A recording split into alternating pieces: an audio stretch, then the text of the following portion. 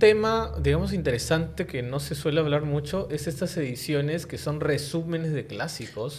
O sea, justamente ahorita que estaban igual hablando de esta cuestión de la censura, no sé, digamos... Eso lo que le ha pasado a Roald Dahl, por ejemplo. Eso da para un título, ediciones tal, héroe o villano, ¿no? Una cosa así, ¿no? Sí, no, de hecho, o sea, ediciones de Los Miserables en 100 páginas y cosas así.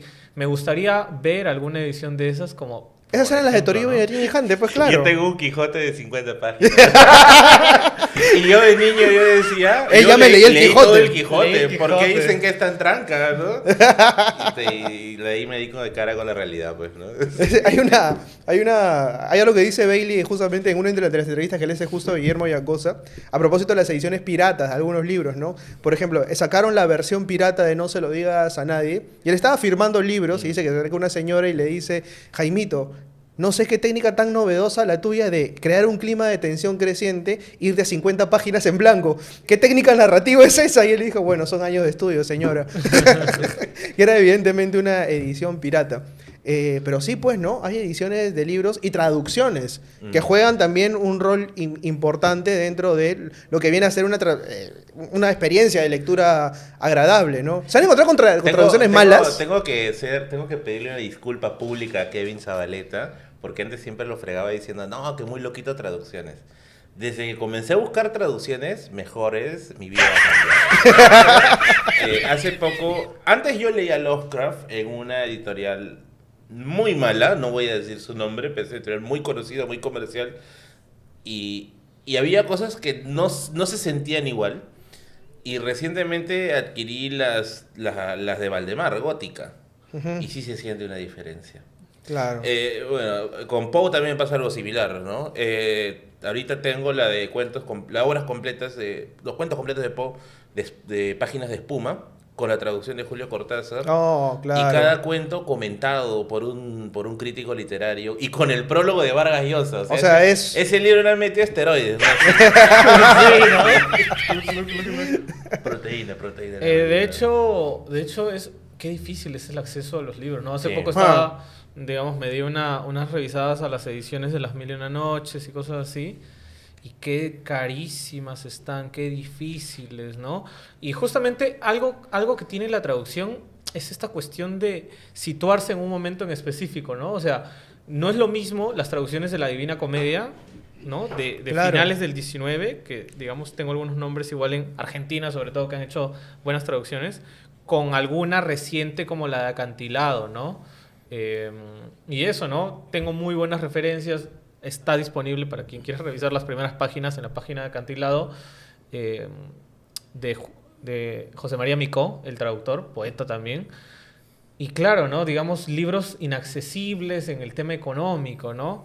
De hecho, aprovecho igual para decir, en Script está una versión en audiolibro, digamos, financiada por Script, que esto, digamos, es como que un camino, ¿no? Entonces, de hecho, el acceso al libro es un reto horrible.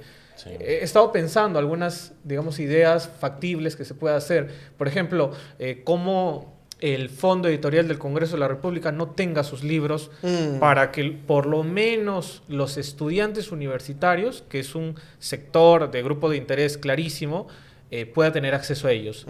En cambio, los libros del Fondo del Congreso están descatalogados, están carísimos, son inaccesibles y ni siquiera se puede comprar por uno que otro lado. Entonces, yo eso, ¿no? Digamos, he estado tratando de pensar cuáles son las vías para poder promover esto, ¿no? Así como Petroperú está sacando algunos de sus libros en versión digital, el acceso a la lectura es tan importante, o sea... Leer es caro. Sí, es carísimo. O sea, vamos a decir la verdad, o sea, la gente acá dice, el que lee, o sea, el que quiere leer, lee. No es así, pues, o sea, es difícil. Ahora, hablando... técnicamente del tema de las traducciones, hay una editorial que está haciendo las cosas bastante bien. Es económica y creo que está al alcance cada vez más del bolsillo. Estamos hablando de ediciones de bolsillo, justamente de clásicos, que es Editorial Mestas. Que uno cuando dice traducciones siempre busca cátedra, busca alianza, pero anda a hacer una alianza con tu bolsillo también, ¿no? O sea, porque las traducciones cuestan, ¿no? Estamos hablando de 80, 100, hasta 150 soles por clásicos, pero bien traducidos, ¿no? O sea, que creo que sí se adecúan más al mercado. Pero Mestas, por ejemplo, ha jalado a traductores de algunas de estas editoriales y están produciendo libros bastante económicos. Por ejemplo, el taller que voy a dictar, dicho sea de paso, con Librería Vallejo, cuentos rusos que no sabías que necesitabas. Ahí está el Cherry, dicho sea de paso. Algunos me han dicho que me he vuelto una máquina promocional. En un momento voy a aparecer en una camiseta del fútbol mexicano, ¿no? Con todos los eslóganes y todas Tienes que las sacar cosas así por acá. como en mi stream, ahí tienes que poner tus 50 avisos acá en la Ya, pantalla. poco a poco Merlín ni se va a ver en la pantalla. Yo ya me imagino dentro de 5 años. Parece esos programas japoneses que tienen letras por acá, imágenes por acá. Yo creo Parece que, una ¿verdad? propaganda de la CNN, ¿no? O sea, como que Una cosa así. Sí. te falta un subtítulo nomás que va avanzando así lentamente por la parte inferior, ¿no? Entonces, oye, No no, es le una des mala ideas, idea, por no. favor, no le es des- una mala idea. Es una buena idea. Porque se puede hacer. Tenemos un cupo más ahorita en el canal, por favor. Tenemos aire todavía, tenemos aire. Pero, o sea, pero pasa mucho eso, ¿no? Hablas de los contextos, es evidente, ¿no? Hay gente que simplemente cree que traducir es transcribir, o sea, y no necesariamente es así. Sobre todo con autores rusos, por ejemplo. Es otro contexto, o sea, anda traduce a Chekhov, anda traduce a Dostoyevsky. Son autores que tienen un pasado también bien interesante, ¿Te ¿no? imaginas lo difícil que debe haber sido traducir Las Mil y una Noches? Sí, claro. Oye. Primero, la cantidad de textos y dos, del árabe, ¿no? O sea, No, o sea, de hecho, en verdad estamos en el mejor momento para leer Las Mil y Una Noches porque en los últimos 50 años se han publicado las mejores traducciones en el sentido de textos completos. ¿Por qué? Porque las traducciones que tenemos del 18, del 19 de Las Mil y Una Noches están llenas de textos folclóricos europeos, ¿me dejo entender? O sea, autores que lo tradujeron, entre comillas, y pusieron los cuentos que se les dé la gana. Entonces, por eso era como No sabía eso, rarísimo. ¿no? Ahora, han hablado de clásicos y han hablado también de traducciones y dejaron en refilón un tema que me gustaría trocar. Es el tema de la censura, por ejemplo. Algunos clásicos, el tema de Roald Dahl, por ejemplo. ¿Qué piensan de que a Roald Dahl ya hoy en día se le prohíbe decir gordo, negro, calificativos de calibre? acá, Puta madre. yo Se viene la funada. Yo puta soy madre. el comprobante de inclusión acá en este podcast. Bueno, pero ¿qué piensan de eso, por ejemplo? O sea, existe demasiada corrección política, incluso sin mediar el contexto en el cual se escriben determinados libros. Hay algo que yo siempre digo, ¿ya? Por ejemplo, en Estados Unidos, como sabrán, hay caricaturas que hicieron apología al americanismo y a la gran patria, ¿no? Durante la Segunda Guerra Mundial. Y había muchos blackfaces, por ejemplo, dentro de estas caricaturas. Entonces lo que hacen, por ejemplo, en algunos colegios de Estados Unidos es colocar la caricatura con un aviso previo de decir simplemente esto fue publicado en tal época, en tal contexto. Y con eso se libraban del problema. Creo que la censura más bien es la salida de quien no tiene argumentos para poder explicar y simplemente condena. ¿Ustedes qué piensan? Yo creo que ahí estamos viviendo una época en la que se está cuestionando lo normativo, ¿no? Lo que es normal, lo que nos ha parecido normal. Y esto evidentemente choca con nuestra forma de ver el mundo, pues, ¿no? Ujú. Porque, claro, nosotros no podemos ver nuestros propios sesgos, porque hemos crecido con ellos. Sin embargo, cuando yo creo que una persona adquiere un nivel de lectura mediano, tiene una mente más crítica y dice, oye, estas conductas sí son negativas, estas conductas sí hieren a ciertos grupos, ¿no? Ahora, en ciertas cosas yo creo que sí, o sea, evidentemente es necesario. Pero ¿cómo plantear eso, por ejemplo, en las actividades artísticas, ¿no? Ujú. Ahí es donde viene el reto. Y claro, al margen de la gente que reniega porque, oh, ya, agenda progres, no, hueva. Al margen de eso, yo creo que sí se necesita sentarse a pensar qué tanta licencia, por ejemplo, tiene cosas como el humor, ¿no?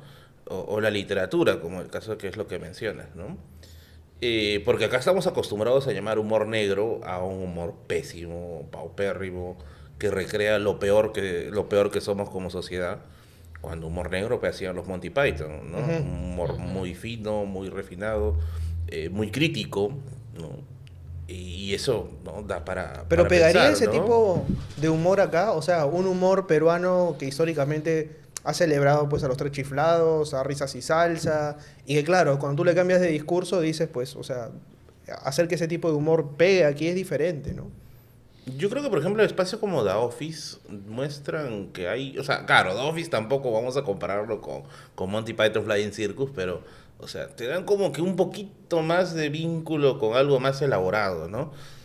Pero de ahí a que vayamos a ir por ese lado, lo veo bien difícil, ¿no? Al menos generacionalmente para nosotros está bien complicado. Que somos una sociedad también que nació fracturada, ¿no? Y que Y- basa el humor justamente en la humillación al otro. Exacto. ¿No? O sea, que creo que por ahí vas, ¿no?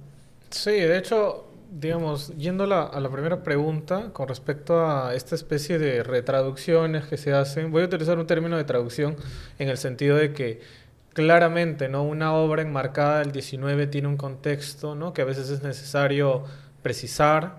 Para eso muchas de las obras antiguas tienen prólogos, ¿no? Ujú. Y que claro, digamos, en nuestro presente puede ser ofensivo, puede ser, no sé, herir susceptibilidades.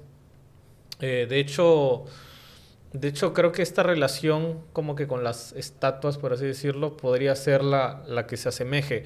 Las estatuas entendidas como que las estatuas son esculturas que se colocan en un tiempo y en un espacio determinado, ¿no? O sea, ¿por qué colocar una estatua? Ah, imagínate Leguía en la avenida Arequipa, ¿no? O sea, ¿por qué colocar una estatua de Leguía y no quitarla, ¿no? Por de repente eso, ¿no? No estar en un contexto adecuado, bla, bla, ¿no? O de repente devolverla en caso que si se hubiera quitado en específico. Entonces, una de las ideas era poder, no sé, es como decir, ¿no? Colocarlas en algún museo, cosas así, y comprenderlas en un contexto diferente, ¿no? De por qué se construyeron y así. Con respecto a lo del humor y en general la creación de contenidos a nivel nacional, sí hay es muy paupérrimo.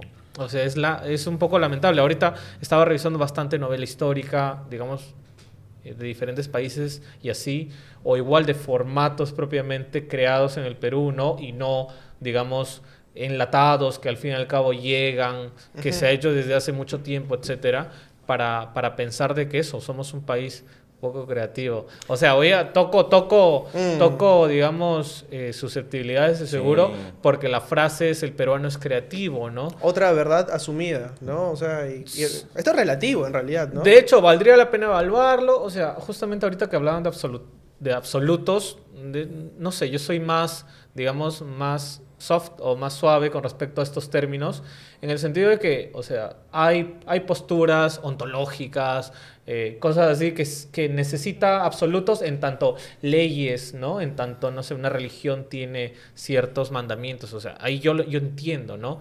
O sea, un teísta no va a tener las mismas reglas de otro tipo de pensador, ¿no? O de un tomista, etcétera, ¿no? Y bueno, entonces, volviendo a este tema, claro, ahorita dije la frase que el peruano no es creativo No, y que, o una sea, vaca sagrada. claro, o sea, es la frase por antonomasia y cómo poder dialogarlo, ¿vale? Definamos creatividad. ¿Qué podemos definir? De repente creación.